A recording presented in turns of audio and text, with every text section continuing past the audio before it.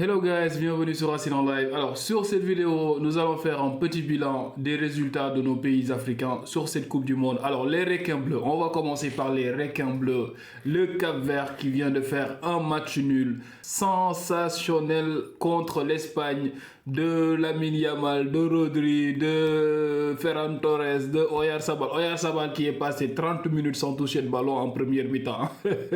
Mais quel match des requins bleus, quel match des requins bleus.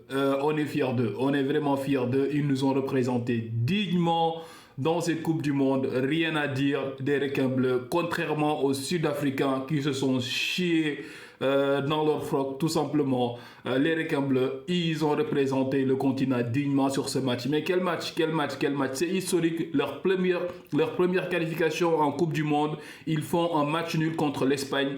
C'est vraiment un exploit exceptionnel de la part des requins bleus du Cap-Vert. Un match qui s'est terminé sur le score de 0 but partout. Donc le Cap-Vert de Ryan Mendes qui est toujours là, l'ancien Ryan Mendes, l'ancien de Lille. Je me souviens qu'il était à Lille avec Gana Gueye, il fut un temps. Ryan Mendes donc avec le gardien Vosinha, le vieux Vosinha qui a fait un très bon match avec les Pico, les Morera. Donc ils étaient vaillants. Ils ont surfé sur les vagues espagnoles, mon gars. Alors on parle du harambol, ils n'ont pas fait du harambol. Ils t'ont mis c'était la mer bleue, mon gars. C'était la mer bleue. Ils ont surfé sur les vagues espagnoles. Les Espagnols, ils avaient pendant 90 minutes, ils avaient le ballon. Les gars, ils ont surfé sur les vagues, mon gars. Ils revenaient, mais rien. Ils ont mis un bloc de 4-5-1. Infranchissable. Et je dirais même qu'ils avaient l'occasion d'aller marquer ce but en tout fin de match. Il y a eu une action en première mi-temps. Ils auraient pu avoir un penalty, mais bon, après, on peut dire qu'il n'y a pas penalty. Mais les requins bleus, ils ont dignement représenté le continent sur ce match. Rien à dire des Cap-Verdiens. Vraiment, bravo à eux. On les applaudit. Hier, on a vu, hier soir, le match des Ivoiriens, la Côte d'Ivoire de Yann Diomandé, la Côte d'Ivoire de Nicolas Pepe, la Côte d'Ivoire de Eli Wahi aussi, qui a amené la première victoire africaine dans cette Coupe du Monde. La Côte d'Ivoire qui bat l'Équateur 1-0 hier soir contre les Équatoriens. En match, l'Équateur n'est pas à prendre à la légère. C'est une belle équipe. Ils étaient sur une série d'invincibilité de plus de 20 matchs.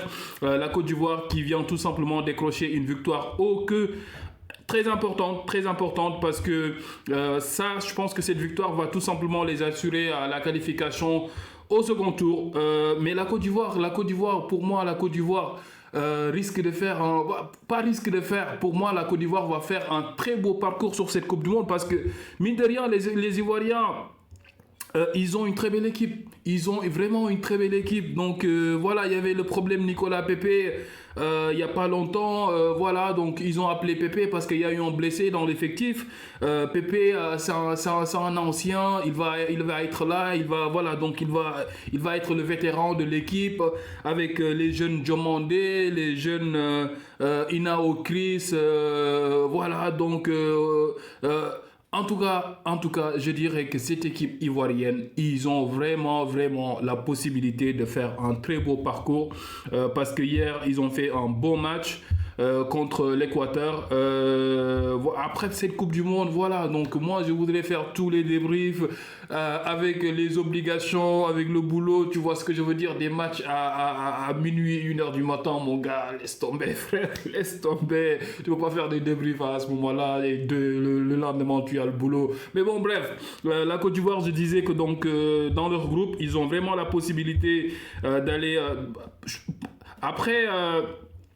le match qui sera compliqué dans ce groupe, ce sera le match, je pense, parce qu'ils sont dans le groupe E, où il y a l'Allemagne, si je m'abuse.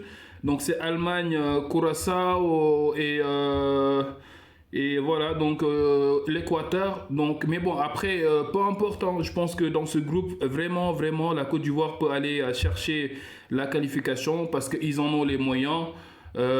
Tout simplement, ils prennent les 3 points. Ils sont deuxième de ce groupe derrière l'Allemagne. Et du coup, je pense que les Ivoiriens sont partis pour faire tout simplement un très très bon mondial. Ils sont partis pour faire une très belle Coupe du Monde. En tout cas, félicitations aux frérots ivoiriens qui gagnent leur premier match dans cette Coupe du Monde. Aussi, on va parler, mais la Tunisie. La Tunisie, alors après déjà, bon, pour moi, la Tunisie, je dirais que c'est bien fait pour eux en fait. C'est bien fait pour eux. Parce que les frérots tunisiens, on va parler français quoi. Parce que moi, je supporte tout l'Afrique, même si on a un contentieux avec nos frérots marocains. Voilà, donc entre le Maroc et le Sénégal, c'est une longue histoire. On va enterrer la hache de guerre jusqu'à la fin de la Coupe du Monde. Peu importe la situation, on va les supporter parce que ce sont nos frères de longue date. Mais la Tunisie, c'est bien fait pour vos gueules. Parce que récemment, j'ai entendu ici une histoire là. Une femme enceinte ils ont essayé de violer une femme enceinte là-bas. Et la situation des Noirs en Tunisie, on n'en parle pas. Après, voilà. Donc, je ne vais pas être là à parler des cas politiques. Mais la Tunisie, je supporte tout le monde sauf la Tunisie. Bien fait pour vous, mon gars. Bien fait pour vos gueules. Vraiment, c'est bien fait. Non seulement la Belgique vous a écrasé 5-1 avant la Coupe du Monde, vous reprenez 5 contre la Suède. En plus, la Suède, qu'est-ce que c'est la Suède actuellement? Qu'est-ce que c'est? Il n'y a plus de Zlatan Ibrahimovic, il n'y a plus rien dans... mais, oh bro, la Suède qui bat la Tunisie 5-0, 5-1. Non mais c'est grave. C'est bien fait pour vous. I'm telling you, c'est bien fait pour vous. En tout cas, voilà, donc avec ces 5 buts qu'ils ont pris, même la 3e place, c'est sûr et certain que c'est mort pour la Tunisie. Ils viennent de limoger Sabri Lamouchi qu'ils avaient pris comme coach juste après la CAN. Donc je sais pas, ils en sont actuellement à combien de coachs qu'ils ont virés. Le problème c'est qu'il y a du talent en Tunisie, mais le problème là-bas c'est l'organisation. Donc ils sont pas bien organisés. Je pense ils ont du talent. Il y a pas mal de Tunisiens qui évoluent un peu partout en Europe, mais ça c'est leur problème parce que moi ce que j'entends en Tunisie avec les Blacks, les conditions que vivent les Blacks en Tunisie et tout ça. Voilà, je supporte tous les pays africains, les gars, sauf la Tunisie. La Tunisie, ce que j'entends là-bas, bien fait pour vous. Bien, vraiment bien fait, quoi. Le Cap-Vert qui fait le premier coup de cette Coupe du Monde. Excellent prestation de la part des requins bleus. Lamine Yamal est rentré en deuxième mi-temps. Rien. Après, Lamine, il a dynamité un peu, mais les gars, ils se sont battus. Ils se sont battus comme des vrais requins, mon gars. Ils se sont battus jusqu'à la dernière minute. Et je dirais que voilà, ils pouvaient aller chercher le but. Ils pouvaient vraiment aller chercher le but parce qu'à la fin, les Espagnols, ils étaient un peu fatigués. À la fin, en toute fin de match, il y avait possibilité d'aller chercher ce petit but pour vraiment choquer le monde, mais bon, finalement ils ont pris le point du match nul et je pense que ça va. Alors parce que je vais regarder un peu le groupe du Cap-Vert. Ils ont qui après? Parce que si on regarde ce groupe, qu'est-ce que ça va nous donner? Alors attendez.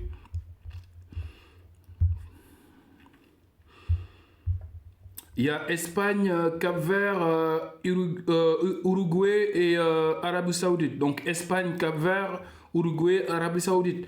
Bah, je dirais qu'il y a un coup à jouer. Hein. Il y a un coup à jouer parce que après, la manière dont ils ont joué aujourd'hui, voilà, je pense pas qu'ils vont jouer comme ça contre les autres équipes. Parce que voilà, le Cap-Vert quand même, il y a de la qualité, hein, il y a de la qualité là-bas. Donc ils ont des joueurs, ils ont des atouts. Sur coup de pied arrêté, ils peuvent te faire mal. Du coup, voilà, donc ils se sont qualifiés à la place du Cameroun. Je pense que voilà, quand même, ils ont des atouts à faire prévaloir. Donc contre l'Uruguay et l'Arabie Saoudite, je pense qu'ils peuvent prendre des points là-bas. Et s'ils gagnent contre l'Arabie Saoudite, pour moi, c'est la 3e place, elle est assurée, minimum la 3e place, elle est assurée. Donc il y a moyen vraiment que le Cap-Vert sorte, voilà, passe pour les 2e tours. On ne sait jamais. En tout cas, ils sont à féliciter. Ils ont fait vraiment un très bon match contre les Espagnols aujourd'hui. Avant de terminer cette vidéo, on va revenir un peu sur le match, le match, vraiment le match des matchs, Sénégal-France. Je vais faire un petit avant-match. On va parler du classement des deux équipes. C'est demain le match, vraiment le grand match. entre le Sénégal et la France. J'étais confiant, mais je commence à flipper parce que dès que je commence à penser à l'attaque des Français, ça commence à me jouer des tours. Je commence à faire des cauchemars la nuit. Là, il faut m'aider parce que là, ça commence vraiment à monter un peu sur la tête. Vous voyez ce que je veux dire? Vous voyez ce que je veux dire? On va jouer contre la France-Afrique. Comme je l'avais dit la dernière fois, un Français, il s'est énervé sur, sur TikTok. Il me dit que quand on vous traite de je sais pas quoi, vous commencez à vous énerver. Tu es là à dire, bah, frère, calme-toi, j'étais en train de blaguer, toi, vous les prenez. Ouais, calmos. Calmos les Français. Demain, on va en découdre sur le terrain, tranquille. On verra demain. Mais en tout cas, moi, la pression, elle commence à monter un peu. J'étais confiant, mais quand je pense à cette attaque de feu, parce que...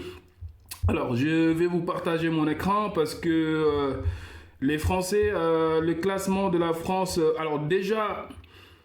Alors, on va parler de la France en premier. Pour la France, je pense que c'est ça qu'ils vont aligner demain. Parce que ça va pas être un peu différent de ce qu'ils ont fait contre l'Irlande. Moi, je pense que ça va être exactement ce classement-là qu'ils vont nous proposer demain. Donc, ça sera du Mike Maignan dans les cages. On aura Koundé sur le côté droit, Upamecano et Saliba dans l'axe. Théo Hernandez sur le côté gauche. Tchouaméni et Rabiot comme sentinelle. Donc, on aura Olis, Dembélé en faux neuf, Doué sur le côté gauche et Kylian Mbappé comme attaquant de pointe. Donc je pense que c'est ça qu'ils vont nous proposer demain. Et quand tu penses, parce que moi derrière, il n'y a pas de problème. Derrière, quand on regarde, parce qu'il y a moyen vraiment, si on peut exploiter quelque chose, parce que la France... L'attaque, c'est vraiment du lourd, mon gars. C'est vraiment, vraiment du lourd. Notre défense aura vraiment fort à faire. Et voilà, ça, c'est pas juste un ou deux hommes qui va pouvoir... Ça va falloir défendre vraiment en équipe. Ça sera en bloc équipe qui pourra contenir cette attaque. Et même avec ça, je pense que ça va être compliqué de les contenir. On verra ce qui va se passer. Mais vraiment, il faut défendre en équipe. Il faudrait défendre à 11, attaquer à 11 pour pouvoir s'en sortir. Et comme je l'ai dit, hein, donc du coup, du moment que c'est une équipe voilà, qui va attaquer, forcément, ça va laisser des espaces derrière. Ça va laisser des espaces derrière. Et c'est là où le Sénégal doit jouer le coup. Parce que quand on regarde la défense, Koundé, voilà. Donc Koundé, on sait qu'actuellement, c'est pas très en forme. Upamecano et Saliba, donc Saliba c'est bon, c'est du lourd, mais bon, Upamecano, la vitesse c'est pas la qualité première de Upamecano. Hernandez aussi sur le côté, voilà, donc Hernandez 2 ans en arrière ou 3 ans en arrière c'était vraiment solide, mais actuellement Hernandez c'était plus le Hernandez d'il y a 2 ans ou 3 ans. Du coup je dirais que voilà, il y a vraiment un coup à jouer derrière parce que ils vont attaquer. Et quand tu attaques, forcément, tu vas laisser des espaces derrière. Donc, ce que je voudrais que le Sénégal fasse, pour moi, ce serait de jouer avec un classement, le classement suivant. C'est-à-dire, alors, moi, à la place de Iliman Ndiaye, je vais mettre sur les côtés. Parce que, est-ce que je ne mettrai pas ici, je prends à la place de Diarra, je vais mettre Iliman Ndiaye comme numéro 10. Parce qu'il faudra exploiter sur les côtés. Parce qu'il faudra qu'on ait des gars qui ont vraiment de la vitesse. Parce que je suis sûr que Pape Thiaw ne mettra pas Ibrahim Mbaye. Du coup, j'ai besoin d'un Ismaïla Sarr vraiment sur le côté. S'il ne le met pas comme faux neuf. Parce que sur le rôle de faux neuf avec son club, il performe. Mais bon, moi, je préférerais un Ismaïla Sarr vraiment sur le côté ici. Et on a voilà, donc pourquoi pas, parce que Eliman il a cette qualité, de vraiment de dribbleur, de numéro 10, il a une qualité de passe et tout ça. Pourquoi pas Eliman donc comme numéro, comme faux neuf ou bien comme juste derrière l'attaquant. Donc enlève-moi Serif Ndiaye et tu me mets Nico Jackson. Voilà, Nicolas. Donc Nico sur la pente.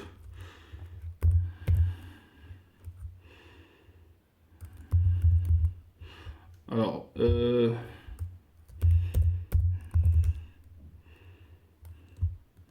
quand je mets Nico, ça me donne pas Jackson, attends. Voilà, donc Nico Jackson. Et derrière, alors sur le milieu de terrain, on va changer parce que le milieu de terrain, moi je préfère les deux Gueye, donc Pape Gueye et Gana Gueye. Alors attendez. Alors il est où Pape Gueye? Donc on va mettre Pape Gueye ici. À la place de Pathé 6, tu vas mettre Gana. Derrière la défense, je pense que c'est ça, hein, parce que étant donné que Kalidou Koulibaly, on dit que certainement il ne sera pas sur le... Bah, après, on ne sait pas, hein, peut-être qu'on aura une surprise de ce côté-là, mais moi, je pense que cette équipe-là pourrait vraiment faire du mal aux Français, ou bien, sinon, si c'est pas ça, pourquoi pas faire ça? Pourquoi pas faire ça? Je sais que Pape ne fera pas ça. Mais pourquoi pas, on part sur du Sadio Mané comme numéro 10. Nico, on le met en faux 9 parce que Nico, il a cette capacité à tenir le ballon. Tu vois, donc on met Nico comme faux 9. Ce classement-là, pour moi, serait vraiment un classement idéal pour contrer les Français. Tu mets Ismaël Sarr. Tu le mets sur le côté gauche, tu mets Ismaël Sarr. Ismaël Sarr, tu le mets sur le côté gauche. Et sur le côté droit, tu peux laisser Ndiaye, donc Iliman Ndiaye, ou bien pourquoi pas un Ibrahim Mbaye. Alors, moi je pense que ce classement-là, il est plus cohérent que ce qu'on fait actuellement. Ce classement-là, là, après, vous me dites ce que vous pensez, hein, mais moi je pense que ça peut faire mal. Ce classement-là, là, je pense que ça, vraiment, ça peut faire mal. En tout cas, demain à 7h, voilà. Donc, demain à 7h, on sera presque fixé parce que, voilà, le match sera presque fini. Voilà les gars, donc en tout cas on va juste faire des prières pour l'équipe parce que voilà je sais que l'Afrique entière nous attend, l'Afrique entière attend le Sénégal, donc les gars s'il vous plaît, faut pas déconner. Faut pas déconner les gars, il faut assurer.